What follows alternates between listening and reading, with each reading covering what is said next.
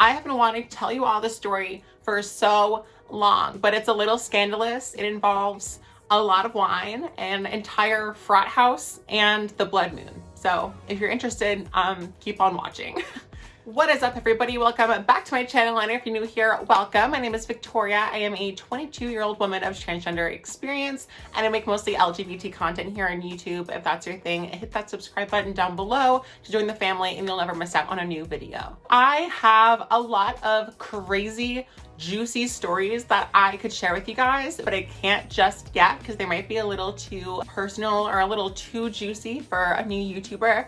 So I'm waiting on releasing all of those until I get to like at least 50K. So if you want to hear them, share this video with your friends so we can get there. Today's video is all about my experience with a boy who didn't know that I was transgender. When I was in my teen years, especially when I first entered college, I was living stealth. And I didn't like telling people that I was transgender, and that's for a few reasons.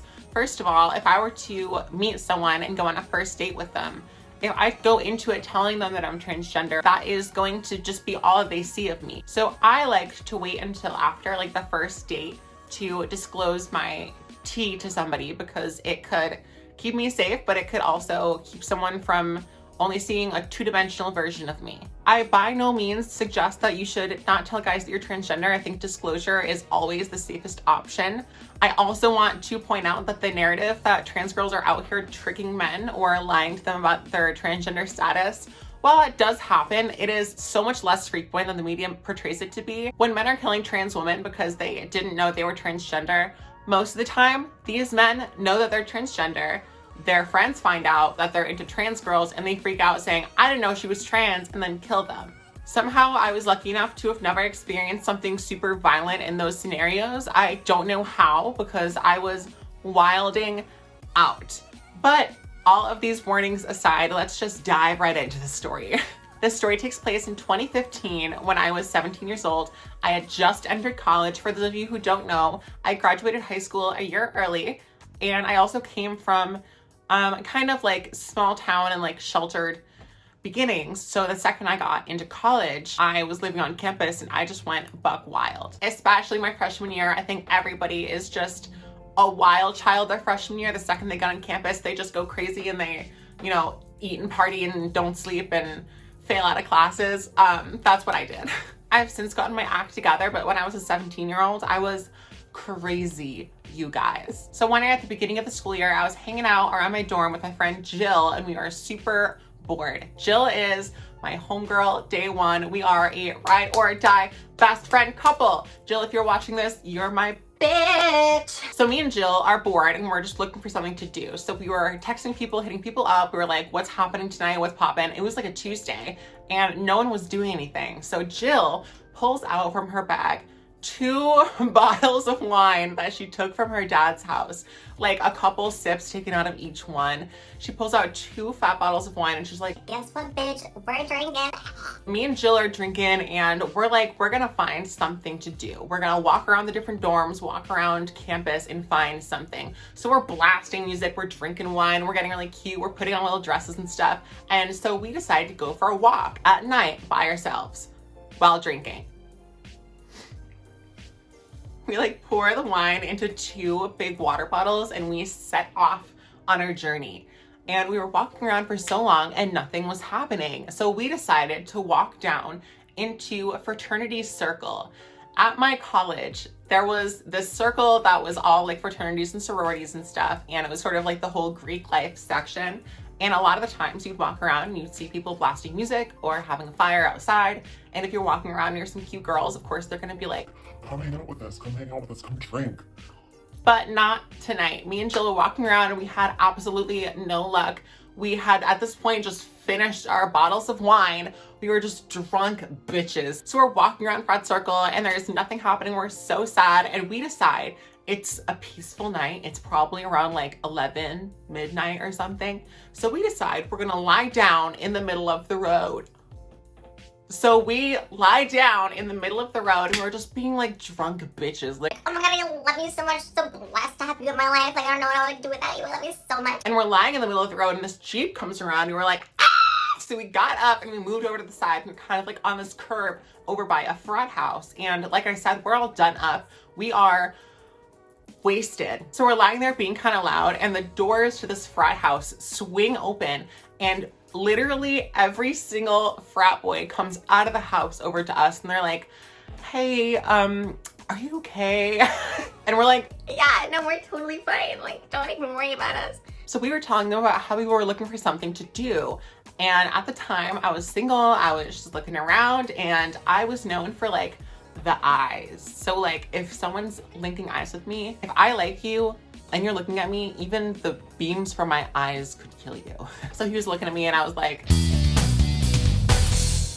so the frat boys are telling me and Jill that they're gonna give us a tour of the whole frat house, and we're like, sure, cool, like awesome, whatever. The way this frat house is set up is that it was like on a hill. So if this is the entrance and this is the back, you'd go in, there was like a lobby and stuff. There was like all sorts of different rooms up here. And then down the stairs was the basement. So we're walking over to the frat house, and me and this boy, let's call him Keith.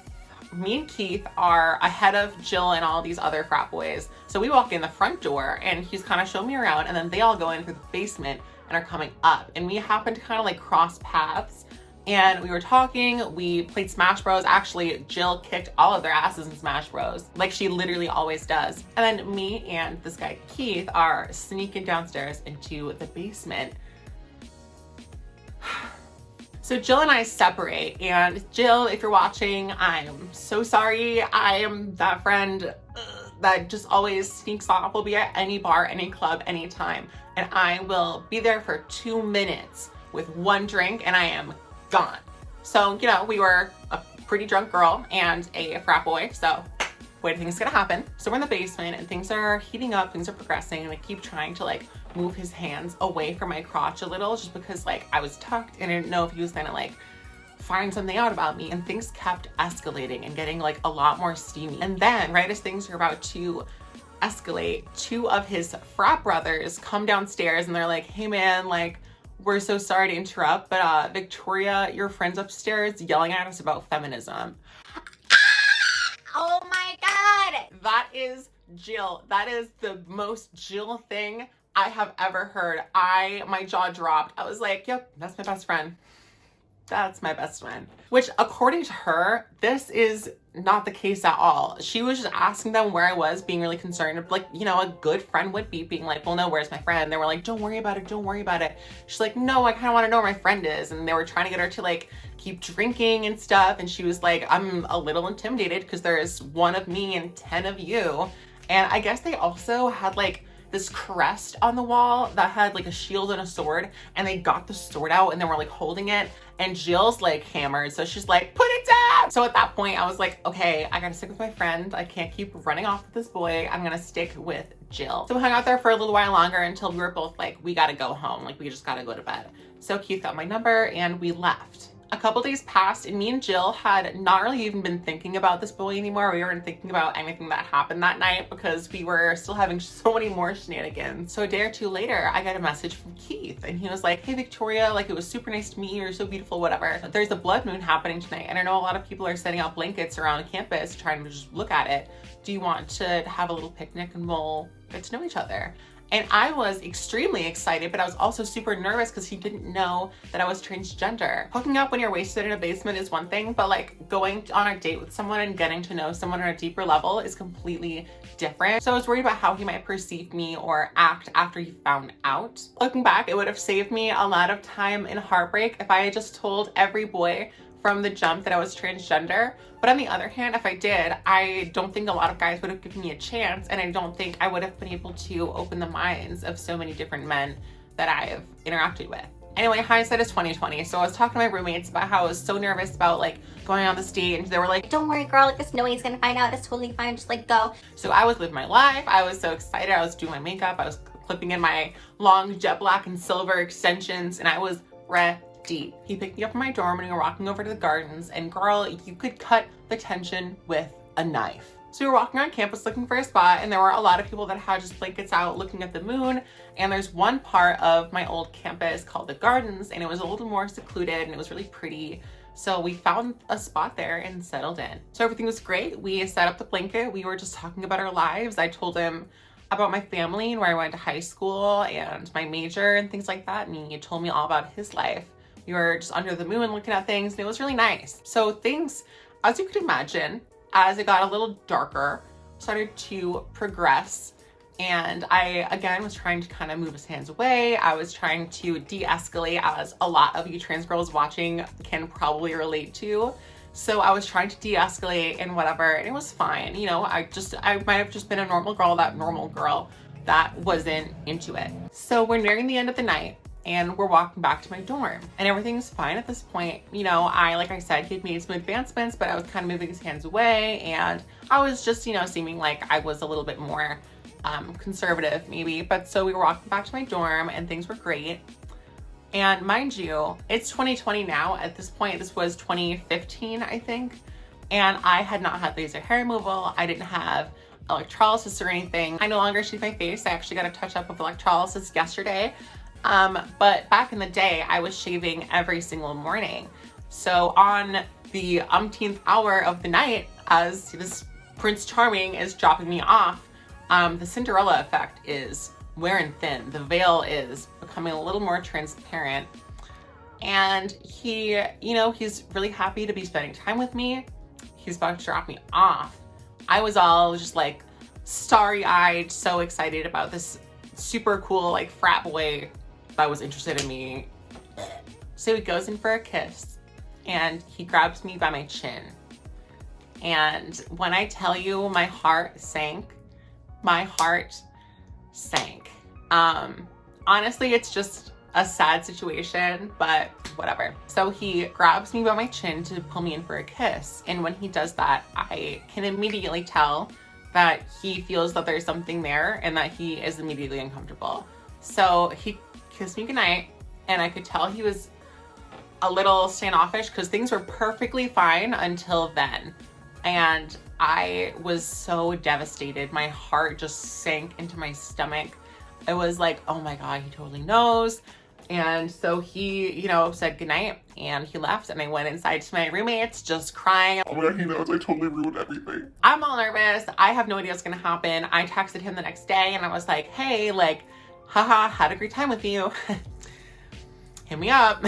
The next day, I was waiting all day long until after class, and he finally messaged me. And instead of saying hi or had a great time, he just said, is there something you want to tell me? And I almost shit my pants. I was so scared. Girl, I was gag gooped, scooped, and pooped. I was like, no. He was like, cool. Well, after I kissed you goodbye last night, I thought something might be up. So I asked one of my buddies about you, and apparently he went to high school with you, and he let me know that you're transgender. And I was defeated, you guys. I was so sad. Looking back, being transgender is nothing to be ashamed of. I was just in such a deep denial, and I hated myself so much that I didn't want anyone to know that I was trans. I didn't want to tell anybody. I didn't want to think about it. I didn't want to talk about it. And that ultimately led to me getting hurt quite a few times. So, you know, I told him the truth. I let him know about my trans identity and my surgical status. He went on some rant about how he has like gay relatives and stuff, and he's okay with it, but like he's just not into it. And to each their own, whatever. It just, when I was a 17-year-old, that was one of the first times that it happened to me. And it, I mean, you know, it's not like I was dating this boy or had any significant feelings for him, but it definitely upset me because that was the first time that I had really been actually denied just for being transgender. Before anybody goes off in the comments, I just want to say, I know I do not do this anymore. I mean, obviously I'm in a committed relationship, but I would never, ever, ever recommend going on a date with somebody, especially a frat boy that you don't know, before telling them that you're transgender. It's totally fine.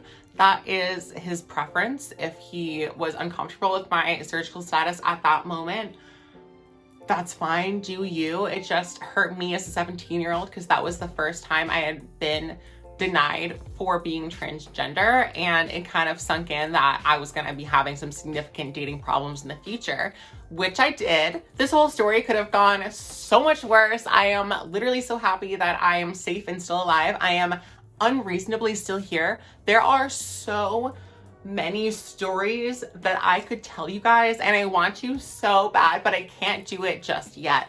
They're very personal. They don't all cast me in the best light. So, you know, once I make YouTube like a full-time thing, and once you guys are tuning in every week and sharing my videos and stuff, I will share some more juicy content. If you are interested in some additional content, I do have a Patreon where I release story times that are a little bit more PG-13 or rated R, or a drink with me sesh, or you know, whatever. So check out my Patreon down below. There are all sorts of different tiers that you can sign up for, and you can support me on there. The moral of the story is honesty is always the best policy. While I wasn't hiding or tricking him into anything, because this was a part of my private medical history, I do think that if I disclosed my transgender status to him before, I wouldn't have wasted either of our time at that picnic. I wouldn't have wasted our time texting and my time worrying about it. So ultimately, if you're proud enough to keep yourself open, be open. Also, don't walk around fraternity circle, brown out drunk on wine with your best friend. Or do, you know, who am I to tell you how to live? But be careful. All right, I love you all so much. Thank you so much for watching this video to the end. If you have any suggestions for future story times or future videos, please leave them in the description box down below. I have so many crazy stories that I want to share with you, and I promise that I will one day when the time comes. If you want to see more of me, I will link all of my social media in the description down below, as well as my Amazon merch, Redbubble, and Teespring, where you can check out all of the LGBT merch that I have made just for you. If you enjoyed this story, make sure you give it a big thumbs up and click the subscribe button down below, and click that bell so you're notified whenever I make a new video every Wednesday. Until I see you guys next Wednesday, I love you, good luck, and be safe. Bye.